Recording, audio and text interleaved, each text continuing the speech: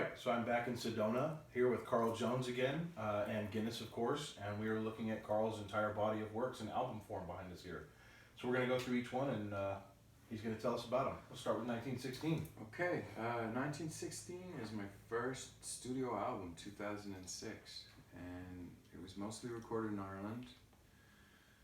A few tracks were recorded in DC, and my first radio play in America, Angel of Peace, that song was on that record, and that really launched my career in the DC metropolitan area.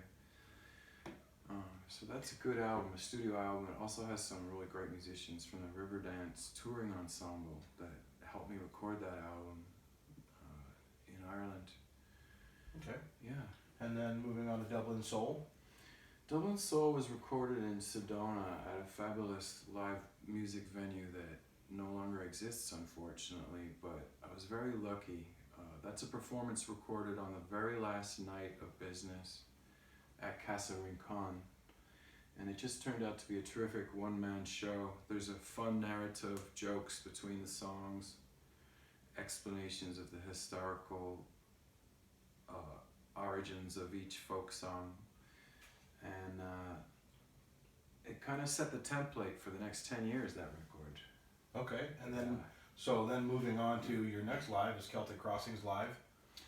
We met in Prescott, and we met at Celtic Crossings. We did. And by the time I was playing Celtic Crossings in Prescott, I developed quite a big following for my Irish folk music, and I really wanted to capture a Celtic Crossings performance, and I was very lucky Tim Jessup, who works a lot for Rhino Records and did a lot of work for Chicago and Christopher Cross and people like that, Dan Fogelberg. He helped me with several of these records that I recorded live, including Celtic Crossings.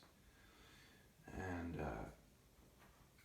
that's an actual live performance recorded after about an 18-month tour. So I was really dialed in on that performance. The guitar playing is really great on that record. Okay, and then moving on to the best of. Yeah, there's some songs from my archives that people had never heard, so I did a best of, and I did a song with a great guitar player in Ireland that I grew up, Graham McAvoy, plays the lead guitar solo on Awake, which is just a great cut on that album. So that's the best of. So a little bit more personal to you. Yeah. Okay, and then When Judgment Dies.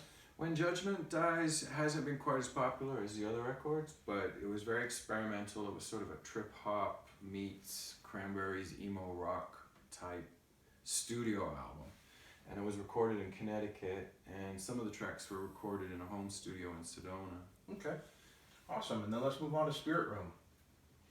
Spirit Room is kind of my favorite. I really felt like it's a really complete collection, an example of one of my live shows at the Spirit Room in Jerome, which is a legendary venue.